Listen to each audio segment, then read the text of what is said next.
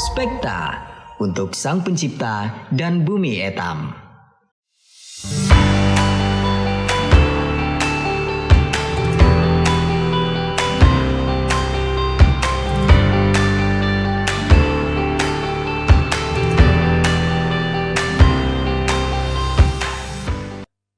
Assalamualaikum warahmatullahi wabarakatuh. Salam sejahtera untuk kita semua. Om Swastiastu, Namo Buddhaya, salam kebajikan. Perkenalkan, nama saya Tiara Rukmaya Dewi, STMSC. Saya adalah dosen di Program Studi Arsitektur, Fakultas Pembangunan Berkelanjutan, Institut Teknologi Kalimantan. Saat ini saya sedang mengikuti proses sertifikasi dosen gelombang 1 yang diselenggarakan oleh Kemendikbudristek tahun 2025. Saya sedang menyusun dokumen pernyataan diri dosen dalam Unjuk Kerja Tridharma Perguruan Tinggi, PDD, UKTPT, dengan fokus pada pelaksanaan Tridharma di bidang pendidikan dan pengajaran.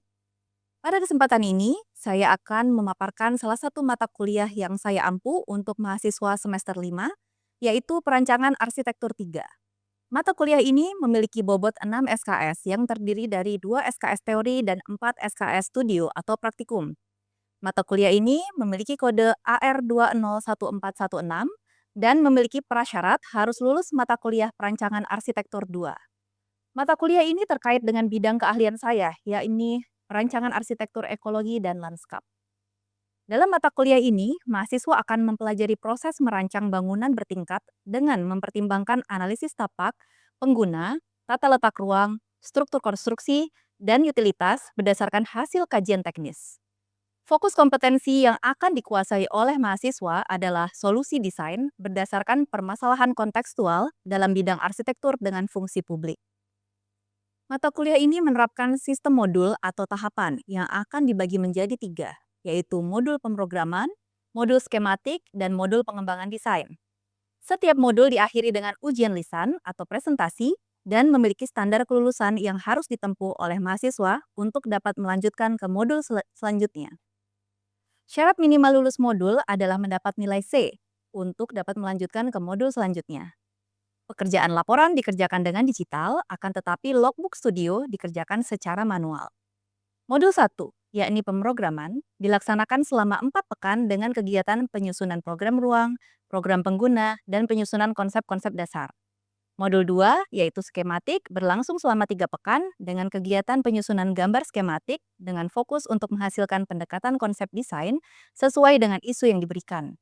Sedangkan modul 3, yaitu pengembangan desain, berlangsung selama 5 pekan dengan kegiatan pengembangan desain dari konsep dan gambar skematik menjadi gambar kerja arsitektural. Output dalam mata kuliah ini adalah album gambar, Architectural Presentation Board, APB, dan juga maket. Mahasiswa dapat mengakses seluruh materi pembelajaran, bahan pustaka, presensi, dan pengumpulan tugas melalui LMS ITK dari www.kuliah.itk.ac.id. Sedangkan diskusi interaktif, presentasi, dan proses asistensi studio dilakukan secara langsung di Studio Desain Laboratorium Terpadu 2. Mahasiswa akan dibagi ke beberapa kelompok dan memiliki dosen pembimbing. Metode pembelajaran saya bersifat aktif, partisipatif, dan berbasis proyek. Beberapa pendekatan yang digunakan adalah ceramah interaktif untuk membangun pemahaman teoritis dan konseptual terhadap perancangan, serta standar teknis yang berlaku. Diskusi untuk mengembangkan gagasan melalui kelompok asistensi dan juga proses diskusi bersama dosen pembimbing. Proyek studio yang memiliki penugasan per pekan berupa tugas studio dan tugas rumah serta diuji berdasarkan modulnya. Capaian pembelajaran lulusan atau CPL yang dititipkan pada mata kuliah ini antara lain aspek sikap, S9 menunjukkan sikap bertanggung jawab atas pekerjaan di bidang keahliannya secara mandiri.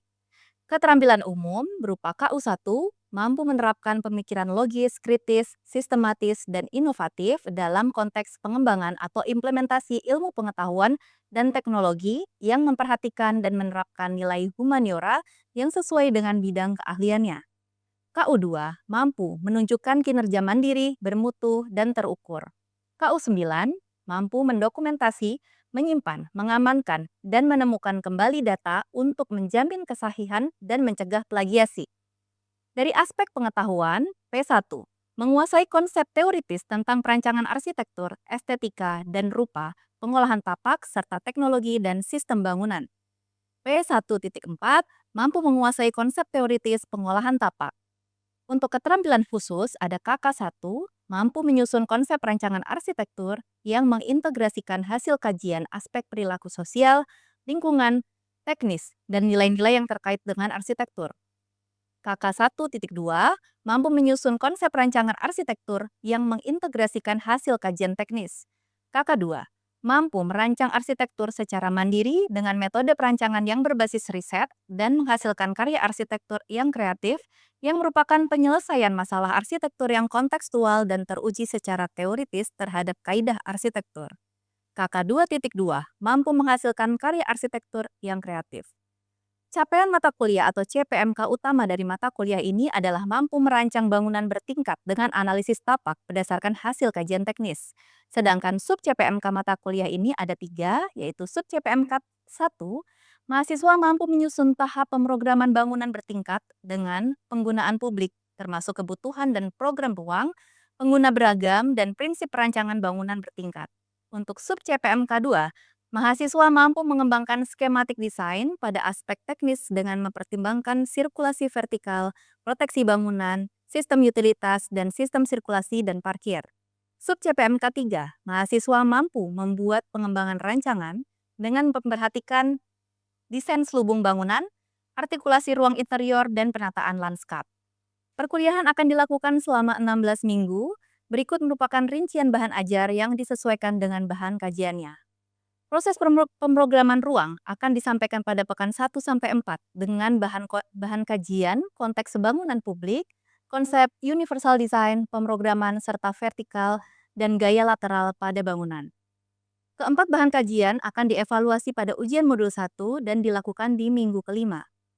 Proses skematik desain akan dilakukan di pekan 6-10 dengan bahan kajian, standar bangunan bertingkat, sistem proteksi bangunan, sistem kelistrikan dan pencahayaan, sirkulasi vertikal, sirkulasi dan parkir tapak, sistem pengkondisian udara, serta sistem air bersih dan air kotor. Semua bahan kajian akan dievaluasi pada ujian modul 2 di minggu 11. Proses pengembangan desain dilakukan pada pekan 12-15 dengan bahan kajian, secondary skin, partisi ruang indoor dan outdoor, serta penataan lanskap. Semua bahan kajian akan dievaluasi pada ujian modul 3 di pekan 16. Adapun kajian teknis yang menjadi bahan acuan adalah Permen PUPR nomor 21 tahun 2021 serta standar SNI dan BGH atau bangunan gedung hijau. Bobot penilaian, nilai pembimbing ada 55% dan nilai penguji 45%, sedangkan distribusi nilai akan tersebar di modul 1 sebanyak 20%, modul 2 25%, modul 3 45%, dan logbook mingguan 10%. Penilaian dilakukan berdasarkan indikator ketepatan analisis, partisipasi aktif, kelengkapan dokumen, dan kemampuan argumentasi. Saya menggunakan rubrik penilaian yang jelas dan terukur, dan hasil evaluasi disampaikan kembali kepada mahasiswa sebagai bagian dari proses umpan balik dan mahasiswa dapat melakukan upaya perbaikan. Saya berkomitmen menciptakan pengalaman belajar studio yang berpusat pada mahasiswa, mendorong eksplorasi kreatif, responsif terhadap konteks lokal, dan mendekatkan mahasiswa pada praktik profesional di dunia arsitektur. Untuk tahapan berikutnya, mari kita simak cuplikan video pembelajaran mata kuliah Perancangan Arsitektur 3 pada pertemuan minggu 2 dengan bahan kajian konsep universal design. Ya, oke. Assalamualaikum warahmatullahi wabarakatuh. Selamat pagi semuanya. Apa kabar? Alhamdulillah ya. Jadi kita ketemu lagi di hari ini di mata kuliah Perancangan Arsitektur 3. Hari ini kita sudah pertemuan kedua, di mana pertemuan pertama kemarin sudah pembelian materi dan langsung ada penugasan ya, karena kita di sini project, jadi base-nya adalah project. Kalian teman-teman sudah diberi informasi terkait tugasnya itu apa gitu ya. Nah, di pekan kedua, saya akan menjelaskan tentang konsep universal design. Jadi hari ini saya mau menyampaikan 4 hal ini ya. Yang pertama adalah overview, gambaran umum terkait mungkin bahan kajian ini. Kemudian peraturan, karena sifatnya ini kalian harus berdasarkan kajian teknis, maka saya akan sampaikan peraturan apa yang terkait ya, terutama dari sisi universal design. Kemudian yang ketiga adalah case study, studi kasus. Bisa nanti saya sampaikan apa yang sudah coba saya lakukan gitu ya di kampus dan juga kita bisa belajar dari project, yang sudah dilakukan oleh orang lain. Kemudian, yang terakhir adalah diskusi dan juga pastinya ada penugasan ya. Teman-teman di sini tahu bahwa setiap minggunya teman-teman harus mengumpulkan tugas, yang dikerjakan di studio kemudian dilanjutkan di rumah. Oke. Nah, di modul tugas kalian sudah bisa akses ya kemarin ya. Ada modul tugas yang sudah saya share di LMS yang teman-teman bisa lihat gitu ya, per pekannya seperti apa tugasnya ya. Dalam, modul 1, 2, 3 itu nanti apa saja yang akan dinilai ya, output gambarnya seperti apa, bisa diakses ya. Ya, termasuk di modul tugas nanti di pekan 2 ini ya, itu masuknya di M1 dan sampai M4 pelaksanaannya, modul pemrograman. Di mana ini sub CPMK dan logbook studio ini dilakukan penugasannya yang di studio, ya. Kita review sedikit deh gitu ya dari pekan awal sebelumnya ya, yang sudah membahas tentang, bangunan gedung hijau gitu ya. Di sini, ada buku Kampus Hijau PUPR, di mana ini bangunan gedung perkantorannya PUPR ini sudah meraih rating tools tertinggi ya, dari apa namanya, pengaplikasian Peraturan Nomor 21 tadi. Greenship juga bisa dipakai gitu ya rating tools-nya, ada new building, ada existing building, ada beraneka ragam.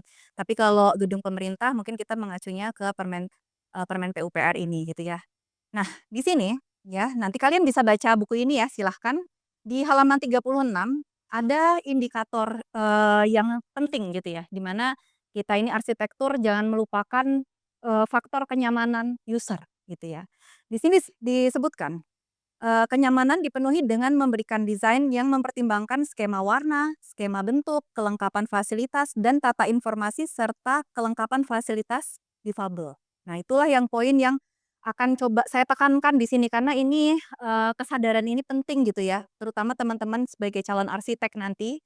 Makanya desain universal ini menjadi satu kajian khusus gitu ya, karena pengguna nanti bangunan itu ada beragam kondisi. Oke, next ya. Jadi, ada yang pernah mendengar inklusivitas ya? Ini lawan katanya adalah eksklusif. Eksklusif itu berarti sesuatu yang, dia limited gitu ya. Tapi kalau inklusif, dia harus aksesibel untuk semuanya. Jadi semua orang itu bisa pakai. Jadi di sini ada survei sosial ekonomi nasional, di situ ada beberapa hambatan-hambatan yang bisa saja, terjadi di manusia gitu ya. Dari sini, ini ada beberapa, kondisi-kondisi misalnya gangguan penglihatan, terus kemudian pendengaran, gangguan berjalan, dan lain sebagainya ya, yang mana ini tuh perlu kita fasilitasi juga gitu. Karena pada dasarnya orang-orang dengan kondisi, yang seperti ini, itu mereka maunya mandiri sebetulnya. Ya, mereka nggak pengen merepotkan orang lain untuk dibantu gitu ya. Ini poin yang akan saya tekankan. Jadi universal design di dalam arsitektur itu, kita maunya adalah mempermudah semua aspek dalam mengakses ruang, terutama ruang publik ya, karena di perancangan arsitektur 3 ini kalian kan fungsinya publik ya, jadi penggunanya beragam. Sehingga semua pengguna dapat terakomodir kebutuhannya. Kemudian menurut ada peraturan pemerintah juga ya, peraturan Menteri PUPR, di sini disebutkan desain universal adalah rancangan bangunan gedung dan fasilitasnya dapat digunakan semua orang secara bersama-sama tanpa diperlukan adaptasi atau perlakuan khusus. Nah ini kan tugasnya desainernya gitu ya, gimana caranya nih orang-orang bisa mengakses gitu. Ini ada 8 level piramida ya kan. Ada orang dengan kondisi bugar, alhamdulillah ya kita semua sehat di sini ya, bugar, kita bisa melakukan apapun, aktivitas tanpa hambatan, ada normal berbadan sehat, ada normal tanpa alat bantu, terus ada orang tua gitu ya. Saya pun punya orang tua yang sudah bisa jadi membutuhkan, bantuan untuk ke sana kemari gitu.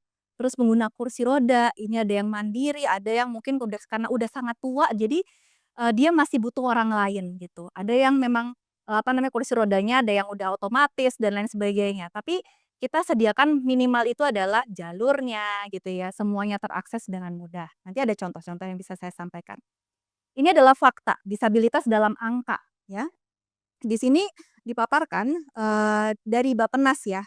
Kita bisa lihat nih Indonesia, levelnya peringkat berapa di sini? 125, masih jauh ya. Di mana level pertama itu ada di Belanda gitu ya. Dari pengaplikasian, dalam apa namanya, inklusivitas di sana sudah maju ya, sudah inklusif kotanya. Di sini ada peraturan-peraturan yang mau saya sampaikan, yang terutama standar standar infrastruktur ini pasti akan terkait dengan teman-teman ini sebagai arsitek ya. Di sini ada kebutuhan ruang gerak. Kalian mungkin tahu ya kalau secara sirkulasi manusia itu 60 senti aja cukup gitu ya. Jadi selebar ini nih, keramik ini, kita berdirinya cukup. Nah, tapi bagaimana dengan yang pakai, tongkat atau alat bantu gitu ya, 60 tidak cukup. Jadi kalau misalnya kalian nanti bikin akses yang bisa dilalui 2 orang, ya jangan 1,2 meter gitu ya. Karena ketika itu diaksesnya berlawanan, ya pastinya akan bertabrakan dan harus miring dan lain sebagainya gitu ya, dan itu merepotkan. Nah, ini ya, terutama pengguna kursi roda, jangkauannya ini juga harus diperhatikan. Di sini teman-teman bisa lihat ya, berapa senti sih setidaknya dari lantai ketika misalnya harus ada wastafel, harus meletakkan misalnya kalau sekarang pasca Covid itu ada apa ya, hand sanitizer, mengambil tisu, itu ya jangan dibikin misalnya 1,5 gitu ya. Ya mungkin bagi mereka yang pengguna alat bantu akan kesulitan. Kursi roda pun ini juga, punya nilai minimal gitu ya, bagaimana sirkulasinya gitu ya. Di sini juga ada, bagaimana ini ya, pintu. Mungkin teman-teman kalau di mall-mall gitu ya, itu ada, apa namanya, kamar mandi difabel. Nah itu kalau teman-teman perhatikan, itu lebar pintunya pasti berbeda dengan kamar mandi biasa. Kamar mandi biasa bisa jadi, 70 senti. Ya, 70 senti, 80 senti cukup. Tapi kalau untuk, difabel minimal itu ada ya 92 atau buat 95 atau 1 meter sekalian. Jadi ketika mereka masuk gitu ya untuk difabel ini cukup gitu. Ini juga peletakan-peletakan ya di sini, pegangan pintu, jendela dan lain sebagainya. Ini kalau misalnya ada yang familiar ya, turnstile ya, jadi akses ini biasanya mungkin di stasiun, bandara gitu yang dia pakai tiketing, jangan lupa juga desain untuk yang, difabel. Oke, ini kalau misalnya teman-teman nanti kaitannya mendesain ruang luar juga, jangan lupa untuk jalur pedestrian ini dibuat, dengan nyaman juga ya. Pertemuan jalur dan lain sebagainya, sudutnya, lebarnya itu juga harus diperhatikan. Nanti teman-teman bisa cek semuanya. Ini yang paling penting yaitu sudut kemiringannya ya. Nah, oke. Ini pun juga bisa diperhatikan ya, sorry, yang kuning apa? Warna kuning? Guiding block gitu ya, itu untuk tunanetra. Jadi biar mereka tuh bisa mengakses publik gitu ya, jalan dan lain sebagainya, mereka jangan lupa juga ada teksturnya ya. Mereka akan tahu nih kalau teksturnya berubah berarti itu bisa jadi persimpangan atau, mereka akan menyeberang dan lain sebagainya. Oke. Yah, mungkin sebelum saya lanjut ada pertanyaan dulu? Ya, silakan. Izin bertanya Ibu, kan tadi yang sudah Ibu jelaskan itu mengenai, bagaimana penerapan standar aksesibilitas yang baik untuk bangunan yang akan dirancang. Lalu bagaimana untuk bangunan yang sudah terbangun namun belum menerapkan aksesibilitas yang baik? Terima kasih Tiara ya. Saya rasa pertanyaannya bagus ya, karena dari tadi mungkin yang saya sampaikan ini, lebih ke bagaimana ini diterapkan ke bangunan yang, ya mungkin rencana gitu ya. Pertanyaannya, bagaimana dengan yang sudah terlanjur gitu ya? Nah, ini mungkin agak relate, nanti mungkin saya agak cerita juga di studi kasus dan ini yang selanjutnya ini sebenarnya ada di peraturan gitu ya. Ada namanya itu adalah, lift tangga. Jadi kalau udah terlanjur pakai tangga, nggak mencukupi nih tempatnya untuk bikin lift atau dananya gitu ya. Nah ini mungkin bisa digunakan juga gitu ya. Mungkin ini bisa saya kasih gambaran sedikit. Tapi mungkin biasanya yang sudah menerapkan bisa jadi rumah sakit ya. Jadi udah ada tangga, di situ bisa kita munculkan teknologinya gitu ya. Kita memanfaatkan teknologi, jadi dia masih bisa, mengaksesnya gitu ya. Jadi itu nanti tinggal naik seperti itu. Ini persyaratannya ada SNI-nya ya. Jadi, saya itu tadi sebenarnya peraturan-peraturan itu sudah ada gitu ya. Memang kita perlu makanya nih saya tekankan di sini kajian teknis ini teman-teman supaya tahu dan nanti bisa diaplikasikan di perancangan ini ya.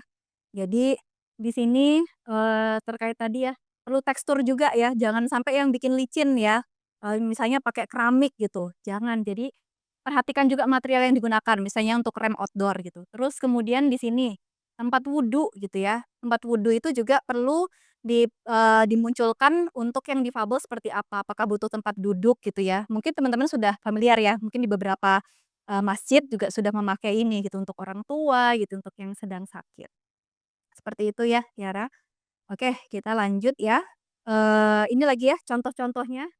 Pegangan ini penting ya, makanya di rumah sakit mungkin teman-teman paham di koridor, itu pasti ada railing itu, gitu ya. Itu untuk membantu gitu ya, karena kondisinya bisa jadi ya kurang sehat dan lain sebagainya. Nah ini, apa namanya, bisa dilengkapi railing ini. Terus ini juga kamar mandi ya, jadi kamar mandi difabel minimal ruang dalamnya ini 2,275 meter atau katakan 2,5 gitu ya, kali 1,52 mungkin ya 1,6 atau 1,7 gitu ya. Karena mereka akan memutar nih posisinya di dalam gitu ya, atau mungkin ditaruh dan mereka harus, apa namanya, bisa duduk sendiri gitu. Terus di sini juga ada tombol-tombol, fitur-fitur ini sudah familiar sebenarnya kalau di luar ya. Kalau di Indonesia mungkin kita butuh effort juga nih untuk misalnya tombol bantuan mungkin di airport di Jogja juga sudah mulai ada, airport itu ada tombol bantuan. Jadi kalau butuh sewaktu-waktu, mungkin dia harus komunikasi tapi nggak bisa menerjemahkan, nah itu bisa dipencet gitu. Oke. Nah ini juga huruf braille ini juga harus muncul ketika teman-teman, apa namanya, punya tulisan-tulisan gitu. Di Korea itu ada museum yang dia itu, sudah interaktif gitu ya. Jadi nggak perlu guide, misalnya perlu guide pun juga mungkin ada yang pakai bahasa, apa namanya, bahasa isyarat, tapi juga ada yang sudah pakai braille. Jadi yang tunanetra pun dia bisa membaca sendiri, mengakses informasinya atau berupa, ini apa namanya, informasi secara suara gitu. Nah ini yang pernah saya lakukan ya di kampus kita, terutama kampus kita saat itu mau akreditasi internasional. Tapi masalahnya bangunan existing ini terkait ya sama tadi pertanyaannya Tiara gitu ya. Bangunan existing nggak ada sama sekali, apa namanya, kamar mandi difabel gitu ya. Tapi akreditasi, internasional itu aware sekali sama aksesibilitas. Mereka pasti akan menanyakan, menilai setidaknya. Nah akhirnya idenya adalah ya sudah kamar mandi yang ada ya kita harus bongkar semuanya gitu ya, dari mulai penambahan remnya, ya meskipun nggak maksimal tapi itu yang sejauh bisa dilakukan saat ini gitu ya. Terus, apa namanya, kamar mandi ini diletakkan di lantai satu. Jadi argumennya adalah ketika ada mahasiswa yang dalam kondisi khusus atau mungkin dosen, ya dia bisa mengakses di lantai satu karena kita belum ada lift ya, di bangunan-bangunan kampus kita. Jadi ini yang coba dilakukan. Jadi terus kemudian tadinya ini belum ada rem ke dalam akses ke gedung, waktu itu persiapan akreditasi internasional juga ditambahkan gitu, meskipun sudutnya mungkin belum bisa maksimal ya, tapi udah coba dibuat selandai mungkin gitu. Ya mungkin nanti kalau kalian perhatikan mungkin di gedung EFG yang existing, nah itu yang mungkin harus sebenarnya harus diubah gitu ya. Mungkin kalian bisa kasih masukan seperti apa itu desainnya. Nah jadi di sini ekspektasinya adalah teman-teman tahu ya, di sini kita nggak jauh dari IKN. IKN itu sudah akan menerapkan ini, visi, tujuan, prinsip dasar ibu kota negara, itu salah satunya adalah ya aksesibilitas ini gitu ya. Jadi kota-kota di sekitar IKN harapannya dia bisa menjadi kota yang ramah bagi semua kalangan. Jadi pengembangan fasilitas infrastrukturnya ini juga mengikuti peraturan menteri gitu ya. Di sini sudah ada ya poin-poinnya ya. Terutama ini, livable city gitu ya. Jadi bagaimana semuanya itu bisa diakses dengan mudah. Ya, oke, kita mungkin masuk di sesi diskusi ya.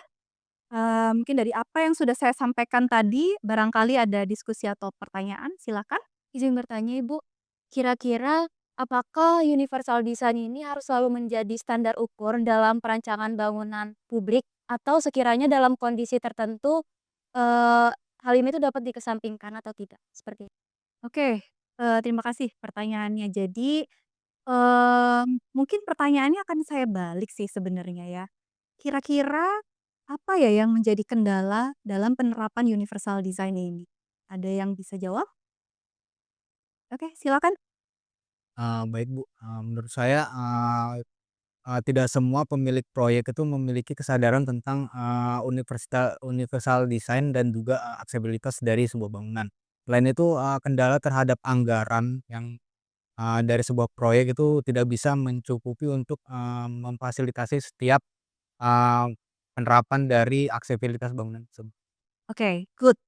Ya, jadi dari sisi awareness gitu ya, kesadaran sama biaya. Itu memang 2 poin yang menurut saya juga saya sepakat gitu ya sama Dion, yang akan menjadi kendala. Mungkin kalau kita ambil, apa ya, kacamata yang lebih luas lagi, teman-teman tadi pasti merhatikan ya, ada peraturan yang sebenarnya sudah ada, gitu ya.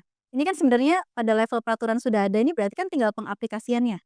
Nah, tapi sayangnya di sini belum ditegakkan dengan tegas gitu ya. Apakah ada punishment misalnya kalau tidak menerapkan gitu ya. Saya rasa peraturan policy ini akan bisa membantu gitu dalam penerapan universal design.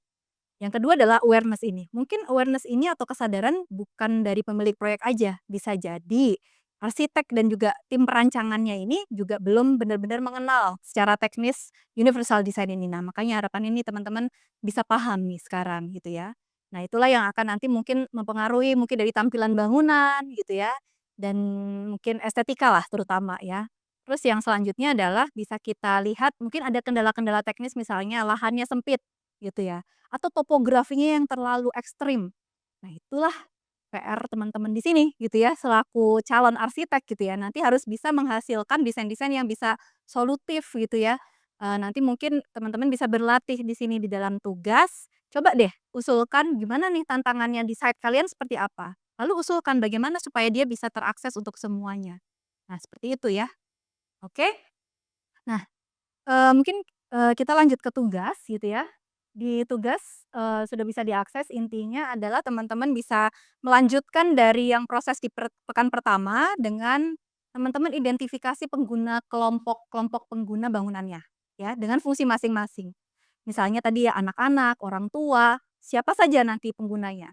Lalu di situ kalian bisa penjabarkan aktivitasnya apa, mereka apa aja, di-list gitu ya dalam bentuk tabel, kebetulan kebutuhan ruangnya akan seperti apa, ya. Jangan lupa di poin keempat, konsep universal design-nya dimasukkan. Jadi di sini sudah ada rubrik penilaian untuk workbook 2. Jadi teman-teman harus bisa menerapkan poin-poin apa saja yang sudah saya sampaikan hari ini, ya. Oke, saya rasa, seperti itu yang bisa saya sampaikan.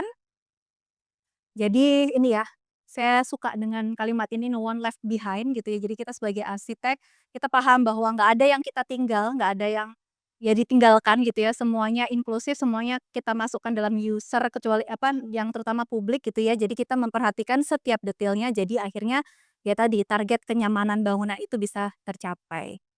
Oke, ini referensinya saya rasa cukup perkuliahan hari ini. Terima kasih banyak. Selamat pagi. Wassalamualaikum warahmatullahi wabarakatuh. Demikian video saya terkait proses pembelajaran mata kuliah Perancangan Arsitektur 3 pada Prodi Arsitektur Institut Teknologi Kalimantan. Semoga dapat bermanfaat, terutama dalam proses pengajuan sertifikasi dosen gelombang 1 tahun 2025 ini. Terima kasih bagi tim asesor, pimpinan ITK, tim kreatif DKV ITK, dan seluruh pihak yang turut membantu dalam kegiatan sertifikasi dosen ini. Akhir kata, wassalamualaikum warahmatullahi wabarakatuh.